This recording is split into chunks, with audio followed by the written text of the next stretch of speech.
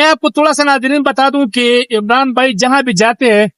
وہاں مطلب ریپ پر بوتل وغیرہ اکٹھے کر کے ایک جگہ پر دم کر دیتے ہیں یا آگ جلاتے ہیں. یہاں پر بھائی مجھے بھی آپ کے پیچھے ہم یہاں بیٹھے ہوئے دیکھ رہے تھے, ہاں تو ابھی 2-3 بوتلیں یہاں سے کسی نے وہاں سیاح سڑے ہوئے ہیں نا, جی ہاں انہوں نے بوتل پی اور بوتل پی کے پھینک دی پانی میں, جی اور وہ پانی میں اب جا رہی ہے. بالکل تو یہ خوبصورتی متاثر ہوتی ہے نا. جی اب اتنے ٹھنڈے پانی سے تو میں نہیں نکال سکتا بوتل, لیکن جتنے پھینکتی ہے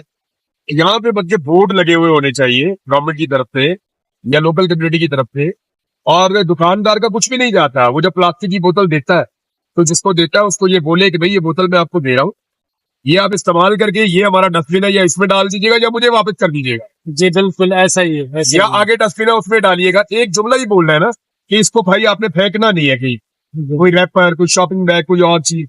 یہ چیزیں ہم پھینکتے ہیں تو گندگی ہوتی ہے نا. اس سے بچنا چاہیے. اور اس سے نا ایفرٹ